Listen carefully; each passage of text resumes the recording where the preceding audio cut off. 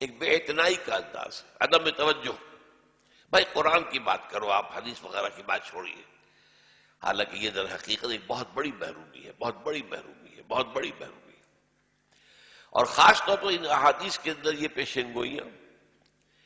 اب سوال یہ پیدا ہوتا ہے کہ پیشین گوئی جو ہے وہ تو مذہب کی جڑ اور بنیاد ہے.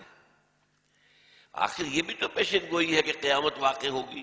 پیشین گوئی ہے قیامت کے حالات و واقعات کیا ہوں گے. پہاڑ جو ہے روئی کے گالوں کی طرح ہو جائیں گے. تم دیکھتے ہو کہ وہ جامد ہے، وہی تمر مر السحاب، وہ تو ایسے چلیں گے جیسے کہ بادل چلتے ہیں. انسان جو ہے وہ پتنگوں کے مانند ہو جائیں گے. یہ ساری چیزیں ہیں کہ نہیں ہے. بہت بڑا زلزلہ آئے گا. یا ایھا الناس اتقوا ربکم ان زلزلۃ الساعۃ شیء عظیم. عظیم زلزلہ، زمین کانپے گی، ایسے کانپے گی، لرزے گی. تو یہ سب کچھ جو ہے یہ سب بھی تو آخر پیشین گوئیاں ہیں. پھر بعث بعد الموت، یہ بھی تو پیشین گوئی ہے کہ تم مرنے کے بعد پھر جی اٹھائے جاؤ گے. یہ بھی پیشین گوئی ہے. پھر حساب کتاب ہے، جنت اور دوزخ کے فیصلے، یہ سب پیشین گوئی ہیں. یہ ہماری نگاہوں کے سامنے کے معاملات تو نہیں. اس اعتبار سے اس پیشین گوئی کے لفظ سے الرجک جو ہے فیل کرنا یہ درست نہیں ہے. ہمارے تو دین کی جڑ بنیاد ہے. یا ایھا المدثر قم فانذر، اے لحاف میں لپٹ کر لیٹنے والے صلی اللہ علیہ وسلم، اب کھڑے ہو جاؤ، کمر بستہ ہو جاؤ اور لوگوں کو خبردار کرو. خبردار کرو کہ یہ زندگی یہی زندگی نہیں ہے کہ بس کھاؤ پیو عیش کرو اور بس مر گئے، ختم ہو گئے اور بابر بیش کوش کی عالم دوبارہ نیست. نہیں، مرنے کے بعد پھر ایک اور زندگی ہوگی. اس زندگی کا آغاز یوم قیامت سے ہوگا، حساب کتاب ہوگا. یہ تو دین کی جڑ بنیاد ہے، نقطہ آغاز ہے. قم فانذر، کھڑے ہو جائیے اور کمر بستہ ہو کر لوگوں کو خبردار کیجیے. تو اس اعتبار سے میں کہہ رہا ہوں، اب قرآن مجید ہی میں ایک اور مثال موجود ہے. ایک عظیم پیشین گوئی کی گئی سورہ روم میں، غلبت الروم فی ادنی الارض وهم من بعد غلبهم سیغلبون. رومیوں کو شکست ہو گئی، رومی مغلوب ہو گئے قریب کی سرزمین میں. یہ آپ کو معلوم ہے کہ قریب کی سرزمین شام اور عراق یہ جزیرہ نما عرب کے ساتھ ملک ہیں. اور وہاں پر ہیرکلیس جو تھا، ہرقل اعظم، اسے ایرانیوں کے ہاتھوں بڑی شکست ہوئی. یہ جو ہے 614 کا واقعہ ہے، 614 عیسوی کا. ابھی حضور پر وحی کے آغاز کو 4 برس گزرے تھے. لیکن عام طور پر چونکہ یہ سمجھا جاتا تھا رومی عیسائی ہیں، عیسائیوں کا ذکر تو قرآن میں ہے، عیسیٰ کا ذکر ہے، گویا کہ وہ اہل ایمان سے قریب تر ہیں. اور جو ایرانی تھے وہ آتش پرست تھے، وہ گویا کہ مشرکین کے قریب تر تھے. تو بغلے بجائی مکے کے جو قریشی سردار تھے کہ دیکھو مسلمانوں، وہ تمہارے ساتھی جو ہیں وہ مار کھا گئے، شکست ہو گئی ان کی، اور جو ہمارے ساتھی ہیں، ہمارے ہم خیال ہیں، ان کو فتح ہو گئی. اس وقت یہ آیت اتری، غلبت الروم فی ادنی الارض وهم من بعد غلبهم سیغلبون. یہ مغلوب تو ہو گئے رومی، اس میں کوئی شک نہیں ہے، لیکن مغلوبیت کے بعد وہ دوبارہ غالب آئیں گے. اس پر حضرت ابوبکر نے شرط بھی کر دی ہے کافر سے. بہرحال وہ لمبی بات نہیں بتانا چاہتا میں، لیکن پھر وہ پیشین گوئی ایسی صحیح ثابت ہوئی کہ 9 سال کے اندر 623 عیسوی کے اندر 622 عیسوی کے اندر وہ جو ہے دوبارہ شکست ہوئی ہے ایرانیوں کو، اور ہیرکلیس نے بہت بڑی فتح حاصل کی.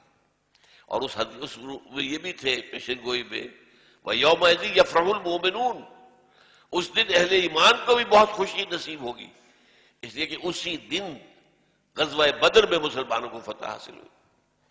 تو نہ صرف یہ کہ رومی جو عیسائی تھے ان کو فتح حاصل ہوئی، بلکہ مسلمانوں کو بھی میدان بدر میں فتح حاصل ہوئی.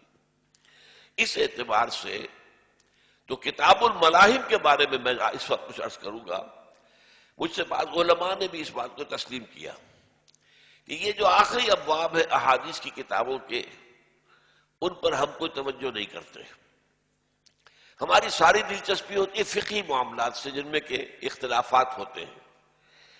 شافعی کی یہ رائے ہے، ابو حنیفہ کی یہ رائے ہے، امام مالک کی یہ رائے ہے، تو ساری بحثیں اسی میں لگی رہتی ہیں کہ امام ابو حنیفہ کی رائے جو ہے وہ صحیح ہے، امام شافعی کی رائے غلط ہے، اس کے اوپر ساری بحث، سارا زور۔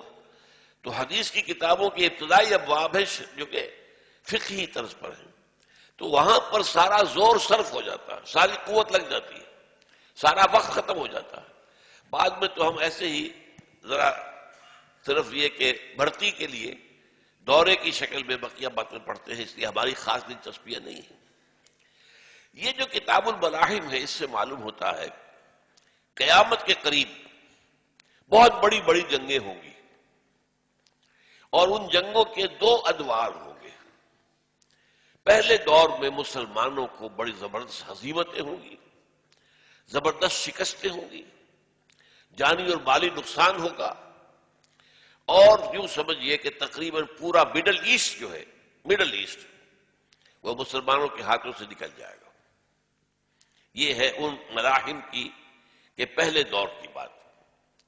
لیکن اس کے کچھ عرصے کے بعد پھر پانسا پلٹے گا، ٹیبلز ول بی ٹرنڈ، اور اب مسلمانوں کو فتح ہونی شروع ہوگی اور صورتحال بدلے گی، یہاں تک کہ پھر غلبہ مسلمانوں کو حاصل ہو جائے گا۔ اس اعتبار سے میں نے جو آیات پڑھ کر آپ کو سنائی ہے، اقترب للناس حسابهم وهم فی غفلۃ معرضون، لوگوں کا حساب ان کے قریب آ چکا ہے، یعنی اب قیامت کا معاملہ قریب ہے، حساب کتاب ہوگا، اللہ کے ہاں، اللہ کے حضور میں کھڑے ہونا ہوگا، جزا و سزا کے فیصلے ہوں گے۔ اقترب للناس حسابهم وهم فی غفلۃ معرضون۔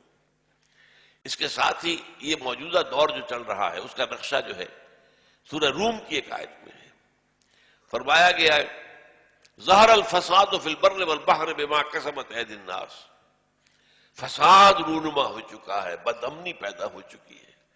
اب ہمیں بھی اندازہ ہو رہا نا بدامنی کا کیا عالم ہے، بدامنی پیدا ہو چکی ہے بحر و بر کے اندر، اور اس کے دو اسباب ہیں۔ یہ کیوں ہوئی ہے؟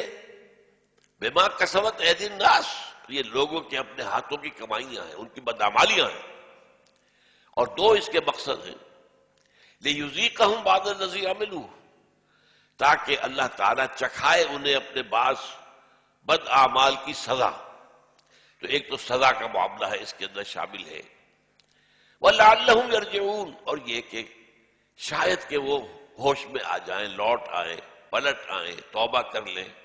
تو جن لوگوں میں یہ خیر کا مادہ کسی درجے میں ہے، چاہے وہ سویا ہوا ہو، خوابیدہ ہو، وہ جاگ جائیں، وہ ہوش میں آ جائیں، اور جن لوگوں کا معاملہ دور نکل چکا ہے ان کو ان کی بدکردار کی سزا دے دی جائے۔ پھر میں نے دو مقامات سے آپ کو دو دو آیات سنائی ہیں، یہ سورہ توبہ میں بھی اور سورہ صف میں بھی ہم مضمون آیتیں ہیں، اور یہ آیتیں میری تقاریر کے اندر بہت مرتبہ ان کا تذکرہ ہوا ہے، آپ نے بھی بہت دفعہ سنا ہوگا۔ پہلی آیت میں ذرا سا لفظی فرق ہے دونوں جگہ پر، یریدون لیطفئوا نور اللہ بافواہہم واللہ متم نورہ ولو کرہ الکافرون، یہ لوگ چاہتے ہیں کہ اللہ کے نور کو اپنی منہ کی پھونکوں سے بجھا دیں، حالانکہ اللہ کا فیصلہ یہ ہے کہ وہ اپنے نور کا اتمام فرما کر رہے گا، چاہے کافروں کو کتنا ہی ناپسند ہو۔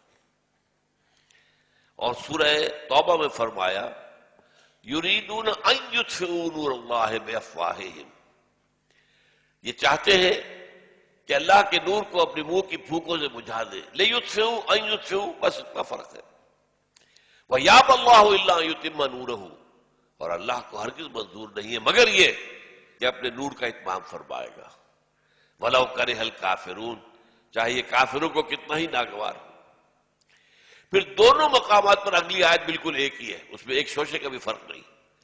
هُوَ الَّذِي أَرْسَلَ رَسُولَهُ بِالْهُدَى وَدِينِ الْحَقِّ لِيُظْهِرَهُ عَلَى الدِّينِ كُلِّهِ، وہی اللہ جس نے بھیجا ہے اپنے رسول کو صلی اللہ علیہ وسلم الہدا، قرآن حکیم دے کر، اور دین حق، سچا دین، سچا نظام، عادلانہ، منصفانہ، کس لیے؟ تاکہ غالب کرے اسے پورے کے پورے نظام زندگی پر۔ وَلَوْ كَرِهَ الْمُشْرِكُونَ، چاہے یہ مشرکوں کتنا ہی ناگوار ہو۔